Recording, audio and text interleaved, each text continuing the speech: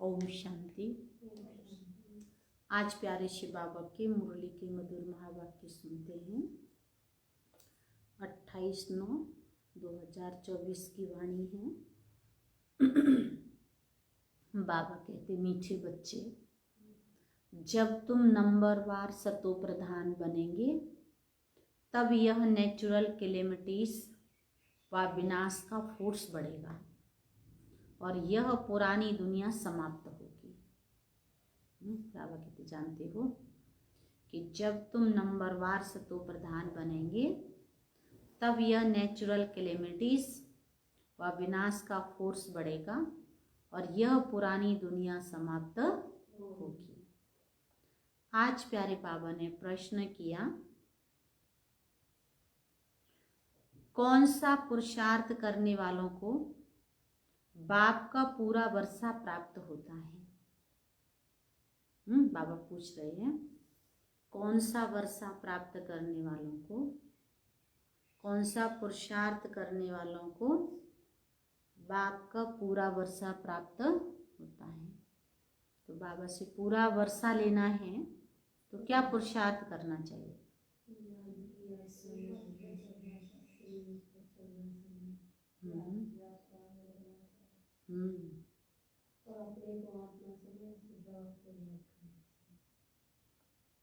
कमर हटा के बैठना चाहिए,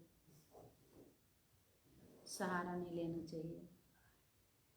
हलवा पक जाता है तो सारे किनारे छोड़ देता है, एक के सहारे हो जाता है। उत्तर में बाबा कहते हैं कि पूरा वर्षा लेना है तो पहले बाप को अपना वारिश बनाओ। अगर पूरा वर्षा लेना है तो बाप को अपना वारिश बनाओ, अर्थात जो कुछ तुम्हारे पास है वह सब बाप पर बलिहार करो। बाप को अपना बच्चा बना लो तो पूरे वर्षे के अधिकारी बन जाएंगे। बाप को क्या बना लो? अपना बच्चा बना लो तो पूरे वर्षे के अधिकारी बन जाएंगे। फिर इसमें बाबा ने दूसरी बात कही, संपूर्ण पवित्र बनो तब पूरा वर्षा मिलेगा। संपूर्ण पवित्र नहीं तो मोचरा खाकर थोड़ी सी मानी रोटी मिल जाएगी। अगर संपूर्ण पवित्र नहीं, कल वहाँ सुना रहे थे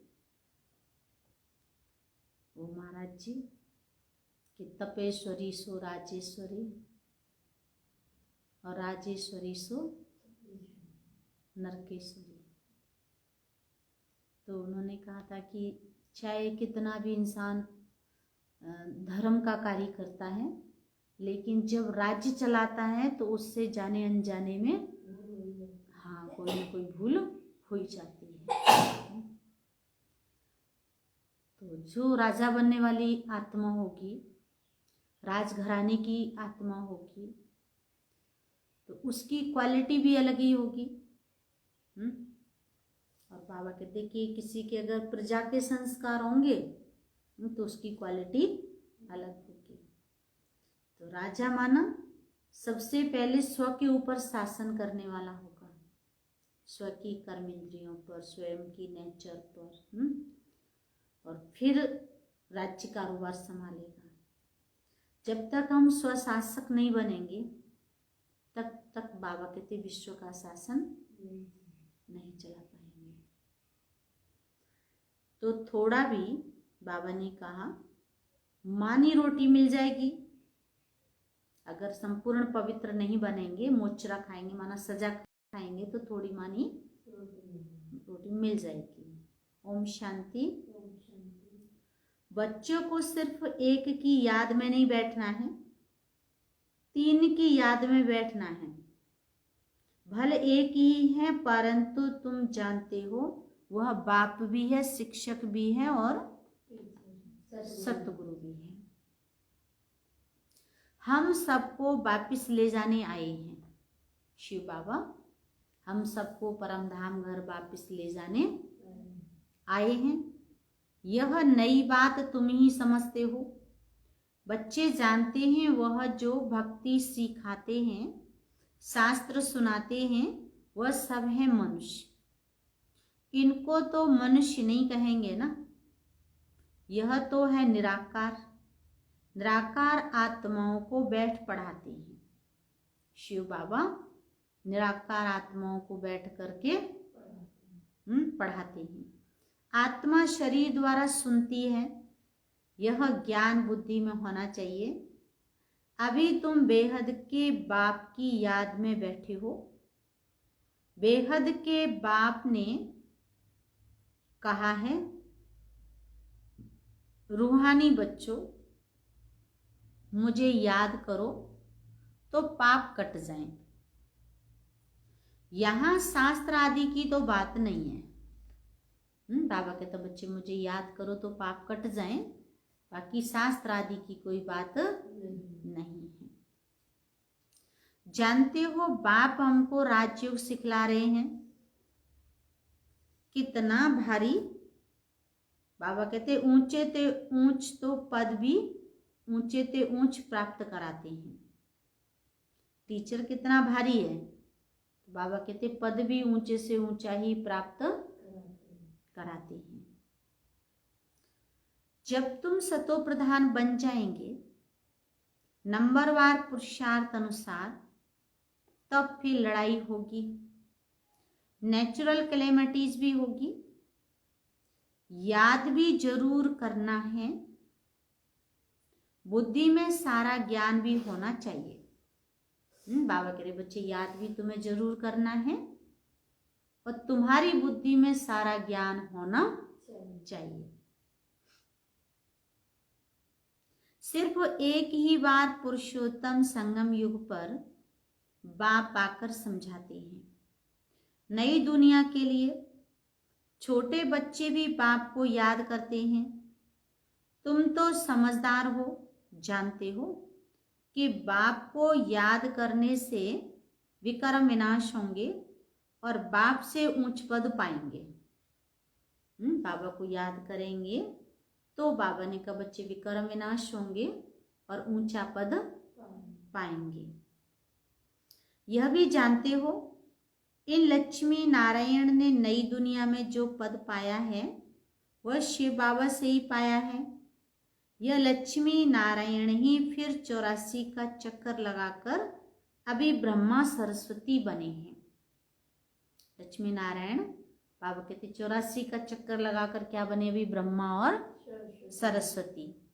यही फिर लक्ष्मी नारायण बनेंगे। अभी पुरुषार्थ कर रहे हैं सृष्टि के। बाबा कहते हैं जानते हो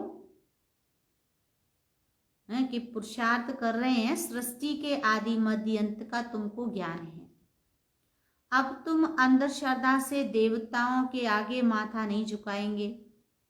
देवताओं के आगे मनुष्य जाकर अपने को पतित सिद्ध करते हैं, कहते हैं आप सर्वगुण संपन्न हो, हम पापी भिखारी हैं, कोई गुण नहीं।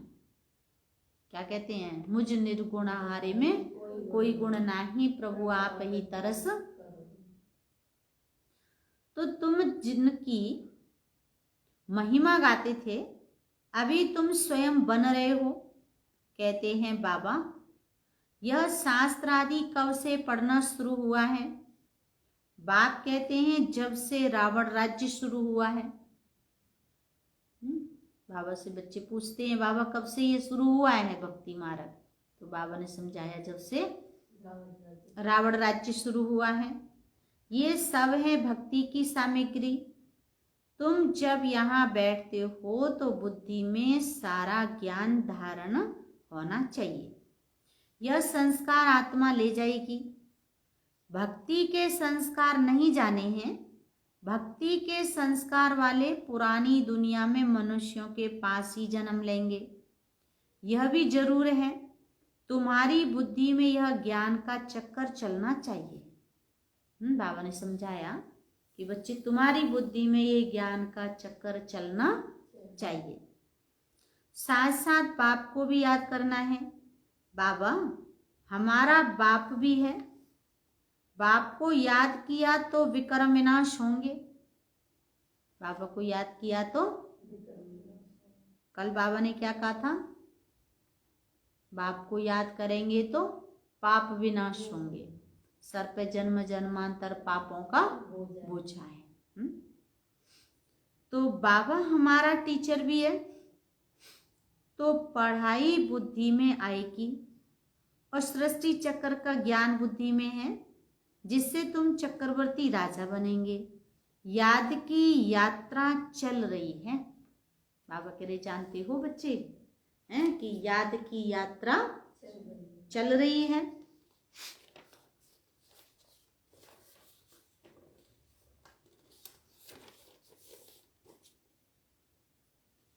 ओम शांति। भक्ति और ज्ञान, बाप को कहा जाता है ज्ञान का सागर। उनको भक्ति का सारा मालूम है। भक्ति कब शुरू हुई, कब पूरी होगी, मनुष्यों को ये पता नहीं है।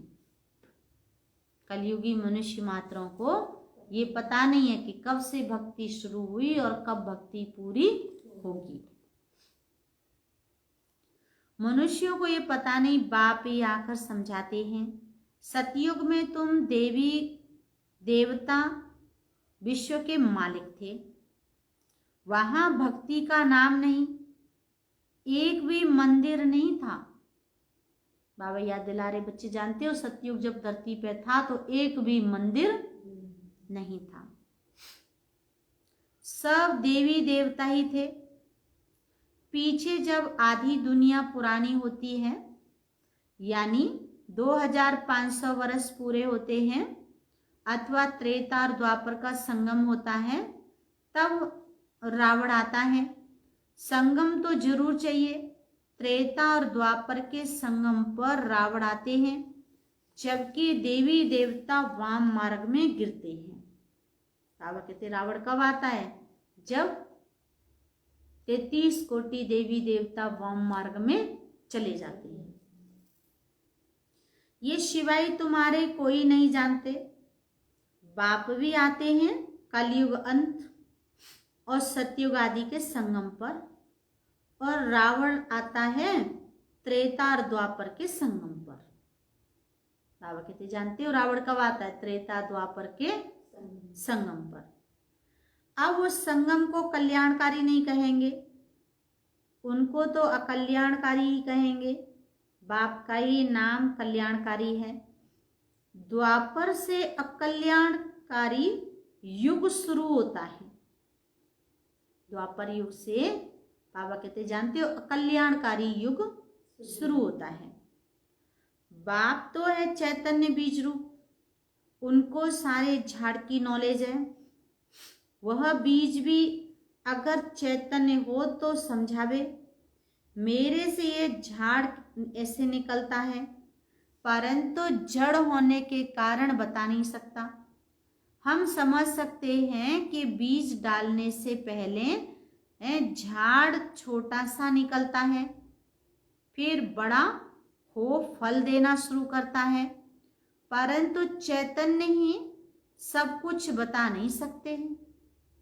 दुनिया में तो आजकल मनुष्य क्या क्या करते रहते हैं, इन्वेंशन निकालते रहते हैं, चंद्रमा में जाने की कोशिश करते हैं।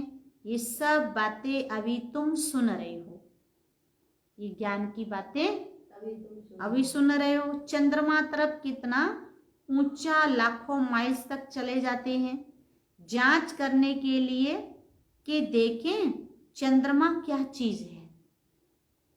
चंद्रमा क्या चीज है? एक धातु ही है चंद्रमा। समुद्र में कितना दूर तक जाते हैं, जांच करते हैं, परंतु अंत पा नहीं सकते। पानी ही पानी है। एरोप्लेन में ऊपर जाते हैं, उनको पेट्रोल इतना डालना है जो फिर वापस भी आ सके। पहले वो चंद्रमा पर एक यान गया था ना, अब तो चंद्रमा का प्लॉट कटने लग गए, है ना। अब दुनिया चंद्रमा पर जाके प्लॉट काट के रहेगी तो यहाँ क्या होगा? सब बकवास है। कोई वहां पे प्लॉट नहीं कट रहे, ना कोई मकान बन रहे, ना कोई वहां रह रहे। जो रहेगी दुनिया चलेगी तो धरती पे ही चलेगी। चंद्रमा पे क्या दिखाया है, जैसे कि पहाड़ पे जाते हैं, पत्थर पत्थर होते हैं, रेत रेत होता है, जैसे रेगिस्तान है, इस तरह का ऊपर है दिखाया है। तो आकाश बेहद है ना, तो सागर भी बेहद है। जैसे ये दुनिया है, ऐसे एक चंद्रमा, ऐसे एक जमीन सी दिखाते हैं। तो सागर भी बेहद है। जैसे कि ये बेहद का ज्ञान सागर है, वह है पानी का बेहद का सागर। आकाश तत्व भी बेहद है, धरती भी बेहद है। चलते जाओ सागर के नीचे, फिर धरती है। पहाड़ी किस पर खड़ी है? पहाड़ी किस पे खड़ी है? धरती पे, समुंदर पे। यूं कहते ये सारी पृथ्वी क्या है? टापू है, समुंदर के ऊपर जगह जगह ये टापू हैं। नीचे पानी ही पानी है। जैसे कि जमीन में जब बोरिंग खोदते हैं तो जहां कहीं देखते हैं वहां नीचे पानी होता है ना, तो पानी पर ही तो खड़ी है धरती। तो फिर क्या होता है, जब भूकंप आते हैं, धरती फट जाती है तो सब नीचे समा जाता है ना। तो किस में समा जाता है? पानी में समा जाता है सब। नीचे कोई स्पेस हो जाता है, जब भी तो हो जाता है, जगह बन जाती है ना। तो पहाड़ी किस पर खड़ी है? तो बाबा कहते जानते हो, धरती पर। फिर धरती को खोदते हैं तो क्या निकल के आता है? पहाड़। फिर उसके नीचे पानी निकल आता है। सागर भी धरनी पर है। बाबा क्या कह रहे? सागर भी धरनी पर है। उसका कोई अंत नहीं पा सकते कि कहाँ तक पानी है, कहाँ तक धरती है। परम पिता परमात्मा जो बेहद का बाप है, उनके लिए बेअंत नहीं कहेंगे।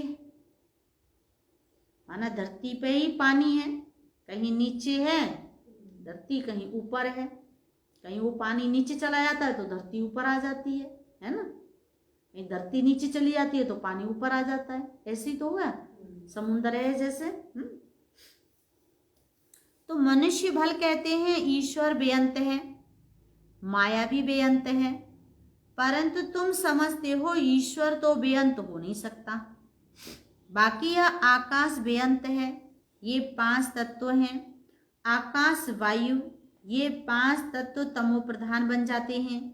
आत्मा भी तमो प्रधान बनती है, फिर बाप आकर सतो प्रधान बनाते हैं। बाबा कह रहे जानते हो, आत्मा तमो प्रधान बन जाती है तो फिर बाबा आकर के उसको सतो प्रधान बनाते हैं। कितनी छोटी आत्मा है, 84 जन्म भोगती है। ये चक्कर फिरता ही रहता है। यह अनादि नाटक है, इनका अंत नहीं होता। यह परंपरा से चला आता है। कब से शुरू हुआ यह कहें तो फिर अंत भी हो। बाकी यह बात समझानी है, कब से नई दुनिया शुरू होती है। बाबा कहते सबको ये बात समझानी है कि कब से सतयुग नई दुनिया शुरू होती है, फिर पुरानी होती है। ये 5000 वर्ष का चक्कर है जो फिरता ही रहता है। अभी तुम जानते हो, बाकी उन्होंने तो बाबा कहते दुक्का गपोड़ा लगा दिया है। दुक्का हमारी भाषा में कहते तुक्का। इसका यही तो सेंस है कि तुक्का मार दिया है, वो लग गया। और इंग्लिश में कहते एस्टिमेट। तो शास्त्रों में लिखा है कि सतयुग की आयु इतने लाखों वर्ष है। तो मनुष्य सुनते सुनते उनको ही सच समझ लेते हैं। ये पता नहीं पड़ता है कि भगवान कब आकर अपना परिचय देंगे। न जानने के कारण कह देते हैं कलयुग की आयु 40,000 वर्ष अभी पड़ी है। तो जब तक तुम न समझाओ, अभी तो तुम निमित्त हो समझाने के लिए कि कल्प 5000 वर्ष का है। बाबा कहते हैं समझाओ कि जानते हो कल्प क्या है? 5000 वर्ष का है, न कि लाखों वर्ष का। भक्ति मार्ग की कितनी सामग्री है। मनुष्यों को पैसा होता है तो फिर खर्चा करते हैं। बाप कहते हैं कि मैं तुमको कितने पैसे देकर जाता हूं। बेहद का बाप तो जरूर बेहद का वर्षा देंगे। बाबा कह रहा जानते हो हैं, शिव बाबा बेहद का बाप है तो वर्षा भी कैसा देंगे, बेहद का देंगे। इसमें सुख भी मिलता है, आयु भी बड़ी होती है। बाप बच्चों को कहते हैं मेरे लाडले बच्चों आयुष्मान भव। वहां तुम्हारी आयु 150 वर्ष रहती है, कभी काल नहीं खा सकता। बाप वर देते हैं, तुमको आयुष्मान बनाते हैं, तुम अमर बनेंगे, वहां कभी अकाले मृत्यु नहीं होगी। जानते हो बाबा कहते सतयुग में कभी अकाले मृत्यु नहीं होगी। वहां तुम बहुत सुखी रहते हो, इसलिए कहा जाता है सुख धाम। आयु भी बड़ी होती है, धन भी बहुत मिलता है, सुखी भी बहुत रहते हैं, कंगाल से सिरताज बन जाते हैं। तुम्हारी बुद्धि में है बाप आते हैं देवी देवता धर्म की स्थापना करने, वह तो जरूर छोटा झाड़ होगा। वहां है ही एक धर्म, एक राज्य, एक भाषा, उसको ही कहा जाता है विश्व में शांति। एक धर्म, एक भाषा, और उसको ही बाबा कहते विश्व में शांति। तो सारे विश्व में हम ही पार्टधारी हैं, ये दुनिया नहीं जानती। अगर जानती हो तो बताएं। बाबा कहते दुनिया इस बात को नहीं जानती कि हम ही पार्टधारी हैं। अभी तो तुम बच्चों को बाप समझा रहे हैं, गीता में है ना, बाबा से जो मिलता है सो और कोई से नहीं मिलता। सारी पृथ्वी, आसमान, सारी विश्व, बाबा कहते विश्व की राजधानी दे देते हैं। ये लक्ष्मी नारायण विश्व के मालिक थे। फिर बाद में जो राजाएं आदि होते हैं वह भारत के थे। गायन भी है जो बाबा देते हैं वह और कोई दे न सके, बाप ही आकर प्राप्ति कराते हैं। बाबा आकर के क्या कराते हैं, प्राप्ति कराते हैं। तो यह सारा ज्ञान बुद्धि में रहना चाहिए, जो कोई को भी समझा सको। इतना समझने का है, अब समझा कौन सकते हैं। बाबा कहते हैं अब समझा कौन सकते हैं, जिसने खुद समझा होगा। जैसे फॉर एग्जाम्पल मेरे पास में कुछ समझ है, ज्ञान है, तभी तो मैं दूसरों को सुना सकती हूँ। अगर मेरे पास है ही नहीं तो दूंगी क्या, है ना। तो बाबा कहते हैं समझा कौन सकते हैं, जो बंधन मुक्त हो। बाबा के पास जब कोई आते हैं तो बाबा पूछते हैं कि कितने बच्चे हैं। बाबा के पास आते हैं तो कितने बच्चे हैं, बाबा पूछते हैं कितने बच्चे हैं। बहुत सारे बच्चे हैं, तोता है? एक ने कहा, दूसरे ने रिपीट कर दिया। तोते को जैसे कहो ना वो ऐसे ही बोलता जाता है। एक बच्चा है बाबा हैं? बाबा तो उनसे पूछ रहे जो घर गृहस्थी वाले हैं, जिनके बच्चे हैं, उनसे पूछ रहे कि तुम्हारे कितने बच्चे हैं। एक बच्चा हैं? तो ये भी गलत, क्योंकि बाबा ने कहा कि बाबा का पूछने का आंसर होता है कि आज बाबा ने मुरली में कहा बच्चे शिव बाबा तुम्हारा बच्चा है, भगवान को अपना बच्चा बनाओ। माता अनुसुईया ने डाल दिया पालना, झूल रहे तीनों देव बन करके लालना, है ना। तो फिर बाबा कहता है कि तुम्हारे जितने बच्चे हैं तो हैं, पर प्लस में एक शिव बाबा भी हमारा बच्चा है। तो क्या बाबा की गिनती आपके घर में बच्चों के लिए है कि बाबा भी मेरा बच्चा है? तो ऐसे मेरे को तो कईयों ने अनुभव सुनाया, है ना। हम वहाँ जो रहते थे, मुरली चलाते थे, तो वहाँ जो माता जी ने प्लॉट दिया था उनके बच्चे नहीं थे, तो उन्होंने शिव बाबा को अपना बच्चा माना था। तो उनको अनुभव कराता था बाबा, है ना। बच्चे का एहसास होता था कि बाबा ही मेरा बच्चा है और बाबा ही मेरे सारे काम पूरे कर देता है। तो जब मधुबन में पुराने समय में बाबा के पास पार्टी जाती थी, है ना, तो बाबा पूछते थे हैं कि तुम्हारे कितने बच्चे हैं। तो जो बड़ी दीदियां दादियां पार्टी लेके जाती थी तो वो सबको समझा के ले जाती थी कि जब बाबा तुमसे प्रश्न करे ना कि तुम्हारे कितने बच्चे हैं, है ना, तो फिर उनको बताना कि इतने, तुम्हारे जितने हों उनमें एक प्लस और कर देना कि हमारे इतने बच्चे हैं। कोई कोई अपने बता देती मेरे 2 बच्चे, मेरे 3 बच्चे हैं, मेरा 1 बच्चा है। कोई शिव बाबा को प्लस करके बताती कि इतने वो लौकिक बच्चे और 1 मेरा शिव बाबा बच्चा। तो कितने बच्चे हैं? तो कहते हैं 5 बच्चे अपने हैं और छठा बच्चा शिव बाबा है। तो जरूर सबसे बड़ा बच्चा ठहरा ना कई बाबा ने, तो बाबा सबसे बड़ा बच्चा ठहरा ना। शिव बाबा के बन गए तो फिर शिव बाबा अपना बच्चा बनाए विश्व का मालिक बना देते हैं, बच्चे वारिस हो जाते हैं। ये लक्ष्मी नारायण शिव बाबा के पूरे वारिस हैं। आगे जन्म में शिव बाबा को सब कुछ दे दिया। बाबा कहते जानते हो, तो वर्षा तो जरूर बच्चों को मिलना चाहिए। बाबा ने कहा मुझे वारिस बनाओ, फिर दूसरा कोई नहीं। शिव बाबा कह रहा बच्चे मुझे वारिस बनाओ, दूसरा कोई नहीं। कहते हैं बाबा ये सब कुछ आपका है, आपका फिर हमारा है। आप हमको सारे विश्व की बादशाही का वर्षा देते हो, क्योंकि तुमको जो कुछ था वह दे दिया। ड्रामा में नूर है ना, ऐसे भी है ना, बहुत परिवार होते हैं, है ना, जिनको बाबा का ज्ञान मिल जाता है तो वो बाबा को ही अपना बच्चा मानते हैं। एग्जाम्पल मथुरा में जानते हैं आप, एक ब्रजमोहन भाई जी थे, वो युगल है, दोनों सेंटर चलाते हैं।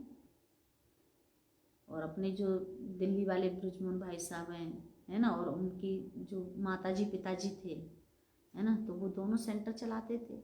मथुरा में सेवाएं करी उन्होंने बहुत पुराने 50 साल से। तो सबसे पहले मथुरा में स्टार्टिंग ही उन्होंने की थी ज्ञान की। नौकरी करते थे और ज्ञान सुनाते थे सबको, गीता पाठशाला चलाते थे। फिर वहाँ पे वो चाची जी रहने लगी, फिर चाची जी के पास में कुसुम दीदी आ गई, फिर बिमला दीदी आ गई, अपनी जो आगरा वाली दीदी वो भी उन्हीं के पास रहती थी, दोनों दीदियाँ रहती थी और खूब सेवाएं होती थी। तो बाबा ने समझाया, इनको साक्षात्कार हुआ, देखा राजाई मिलती है तो क्यों ना शिव बाबा को वारिस बनाऊं। वह फिर हमको वारिस बनाते हैं। यह सौदा तो बहुत अच्छा है, कभी कोई से कुछ पूछा नहीं, गुप्त सब कुछ दिया। इसको कहा जाता है गुप्त दान। किसको क्या पता कि इन्हों को क्या हो गया। इन्होंने समझा इनको वैराग्य आया, शायद सन्यासी बन गया। तो वह बच्चियां भी कहती हैं 5 बच्चे तो अपने हैं, बाकी 1 बच्चा हम इनको बनाएंगे शिव बाबा को। तो इसने भी तो सब कुछ बाबा के आगे रख दिया, जिससे कि बहुतों की सर्विस हो। बाबा को देख सबको ख्याल आया, सब घर बार छोड़ भागे। ब्रह्मा बाबा के 5 बच्चे थे, 5 बच्चे थे कि 4 थे, 5 बता रहे हैं इसमें, है। तो फिर वैसे तो हम तो जानते 3 तो दादियां ही थी, 1 नारायण दादा थे, 4 थे और 1 शिव बाबा, 5 हो गए। 3 दादी कौन कौन सी थी? एक तो निर्मल शांता दादी जी थी, है ना, और 2 दादियां और थी, उनके नाम नहीं मुझे पता, लेकिन मैंने उनको देखा है। वो बॉम्बे में रहती थी, अभी भी हैं जीवित, एक दादी उनमें से अभी भी है। तो बाबा को देख सबको ख्याल आया। एक गंगा दादी तो है। गंगे दादी? हाँ, बाबा की बच्ची है। नहीं, निर्मल शांता दादी थी। जो गंगे दादी जी थी ना वो परिवार में होंगी, ऐसे बाबा के तो सारे रिलेशन ही ज्ञान में थे ना। तो बाबा के जैसे भाई की बहू थी या भाई के बेटा की बहू थी, भाई के बेटे थे, भाई थे, सभी बाबा के ज्ञान में थे। तो बाबा को देख सबको ख्याल आया, सब घर बार छोड़ भागे। वहां से ही हंगामा शुरू हुआ। ब्रह्मा बाबा ने सब कुछ समर्पित किया तो सब बाबा की तरह सब भागे, तो फिर वहां हंगामा शुरू हो गया। तो घरबार छोड़ने की बाबा कहते हैं उन्होंने हिम्मत दिखाई। बच्चों में भी देख लिखा है भट्टी बनी थी क्योंकि उनको एकांत जरूर चाहिए, सिवाय बाप के और कोई याद न रहे। बाबा कह रहे जानते हो, सिवाय बाप के और कुछ याद न रहे, मित्र संबंधियों आदि को भी याद न रहे, क्योंकि आत्मा जो पतित बनी है उनको पावन जरूर बनाना है। देखो प्यारे बाबा ने क्या कहा, जो आत्मा पतित बनी है उसको पावन जरूर। बाप कहते हैं गृहस्थ व्यवहार में रहते पवित्र बनो, इस पर ही मुसीबत आती है। कहते थे यह स्त्री पुरुष के बीच में झगड़ा डालने वाला ज्ञान है, क्योंकि एक पवित्र बने दूसरा न बने तो मारा मारी चल पड़े। इन सब ने मारे खाई हैं, क्योंकि अचानक नई बात हुई ना, ब्रह्मा बाबा ने सिखाया तो सब आश्चर्य खाने लगे, ये क्या हुआ जो इतने सब भागते हैं। मनुष्यों में समझ तो नहीं है, इतना कहते थे कोई ताकत है, ऐसा तो कभी हुआ नहीं जो अपना घर बार छोड़ भागे। ड्रामा में यह सब चरित्र शिव बाबा के हैं। कोई हाथ खाली भागे ये भी खेल है। बाबा कहता जानते हो, कोई हाथ खाली भागे तो ये भी खेल है। घर बार आदि सब छोड़ भागे, कुछ भी याद नहीं रहा, बाकी सिर्फ यह शरीर है जिससे कि काम करना है। आत्मा को भी याद की यात्रा से पवित्र बनाना है, तभी पवित्र आत्माएं वापिस जा सकती हैं। स्वर्ग में पवित्र अपवित्र आत्मा तो जा न सके, कायदा नहीं। मुक्ति धाम में पवित्र ही चाहिए, पवित्र बनने में ही विघ्न पड़ते हैं। आगे कोई सत्संग आदि में जाने के लिए रुकावट थोड़ी ही होती थी, कहाँ भी चले जाते थे। यहाँ पवित्रता के कारण विघ्न पड़ते हैं। ये तो समझते हैं पवित्र बनने बिगर वापिस घर जा न सके। जब तक पवित्र नहीं बनेंगे तब तक परम धाम घर वापिस जा न सके। तभी बाबा मुरली में कहता है कभी तो चाहे तो प्यार से बन जाओ या फिर मार से, धर्मराजपुरी में सजा खा के। धर्मराज द्वारा मोचरे सजाएं खानी पड़ेंगी, फिर थोड़ी मानी मिलेगी। मोचरा नहीं खाएंगे तो पद भी अच्छा मिलेगा। ये समझ की बात है। बाप कहते हैं मीठे बच्चों, तुमको हमारे पास आना है, यह पुराना शरीर छोड़ पवित्र आत्मा बन आना है। फिर जब 5 तत्व सतो प्रधान बने नए हों तब बाबा कहते तुमको शरीर नए सतो प्रधान मिलेंगे, सारे उथल पाथल हो नए बन जाएंगे। तो जैसे बाबा इनमें आकर बैठते हैं वैसे आत्मा बिगर कोई तकलीफ गरम महल में जाकर बैठेगी। फिर जब समय होता है तो बाहर आ जाती हैं, तो जैसे कि बिजली चमक जाती है, क्योंकि आत्मा पवित्र है। ये सब ड्रामा में नूर है। अच्छा, मीठे मीठे सिकीलदे बच्चों प्रति माता पिता बाप दादा का याद प्यार। Good morning. रूहानी बाप की रूहानी बच्चों को नमस्ते। हम रूहानी बच्चों की रूहानी माता पिता बाप दादा को याद प्यार। गुड मॉर्निंग, नमस्ते नमस्ते। सदा रहेंगे हंसते हंसते, सभी बनेंगे फरिश्ते, सभी चलेंगे स्वर्ग के रास्ते। धारणा के लिए मुख्य सार, पहला पॉइंट बाबा ने कहा बच्चे आत्मा को पावन बनाने के लिए एकांत की भट्टी में रहना है। एक बाप के सिवाय दूसरा कोई भी मित्र संबंधी याद ना आए। फिर दूसरी पॉइंट है बुद्धि में सारा ज्ञान रख, बंधन मुक्त बन, दूसरों की सर्विस करनी है, बाप से सच्चा सौदा करना है। जैसे बाप ने सब कुछ गुप्त किया ऐसे गुप्त दान करना है। शिव बाबा ने सब कुछ गुप्त किया, तो बाबा कहते बच्चे ऐसे तुम्हें भी गुप्त दान करना है। कहते हैं गुप्त दान महाकल्याण। आज का वरदान है माया के विकराल रूप के खेल को साक्षी होकर देखने वाले मायाजीत भव। सभी बोलेंगे माया के विकराल रूप के खेल को साक्षी होकर देखने वाले मायाजीत भव।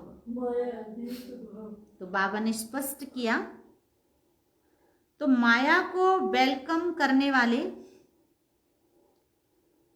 उसके विकराल रूप को देखकर घबराते नहीं। साक्षी होकर खेल देखने में मजा आता है, क्योंकि माया का बाहर से शेर का रूप है, लेकिन उसमें ताकत बिल्ली जितनी भी नहीं है। माया का बाहर का रूप है शेर जैसा और अंदर से ताकत बिल्ली जितनी नहीं है। सिर्फ आप घबराकर उसे बड़ा बना देते हो, क्या करूं, कैसे होगा। लेकिन यही पाठ याद रखो, जो हो रहा है वो अच्छा और जो होने वाला है वो और अच्छा। साक्षी होकर खेल देखो तो मायाजीत बन जाएंगे। आज का स्लोगन है, जो सहनशील हैं वह किसी के भाव स्वभाव में जलते नहीं, व्यर्थ बातों को एक कान से सुन दूसरे से निकाल देते हैं। देखो कितनी अच्छी बात कही बाबा ने। जो सहनशील हैं वह किसी के भाव स्वभाव में जलते नहीं, व्यर्थ बातों को एक कान से सुन दूसरे से निकाल देते हैं। तो आज प्यारे बाबा की मुरली के मधुर महावाक्य सुने। बाबा ने सुनाया कि जब तुम नंबरवार सतो प्रधान बनेंगे तब ये नेचुरल कैलेमिटीज व विनाश का फोर्स बढ़ेगा और ये पुरानी दुनिया समाप्त हो जाएगी। और आज का विचार सुनते हैं। 28 सितंबर। आज का मानव देहधारियों के प्रेम में मतवाला हो चुका है, लेकिन एक परमात्मा के प्रेम में मतवाला होना ही बुद्धिमता है। देहधारियों के प्रेम में, परमात्मा के प्रेम में मतवाला होना ही बुद्धिमता है। अच्छा, ओम शांति।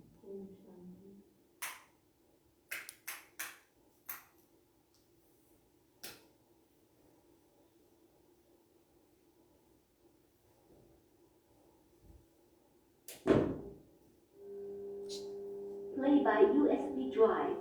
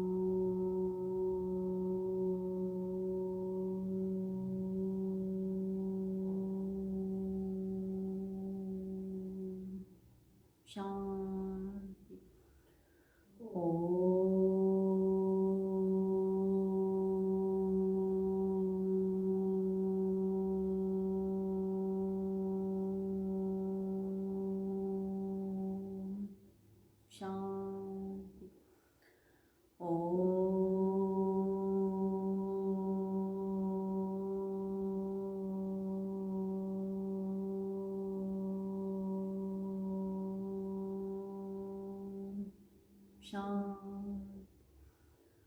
ओम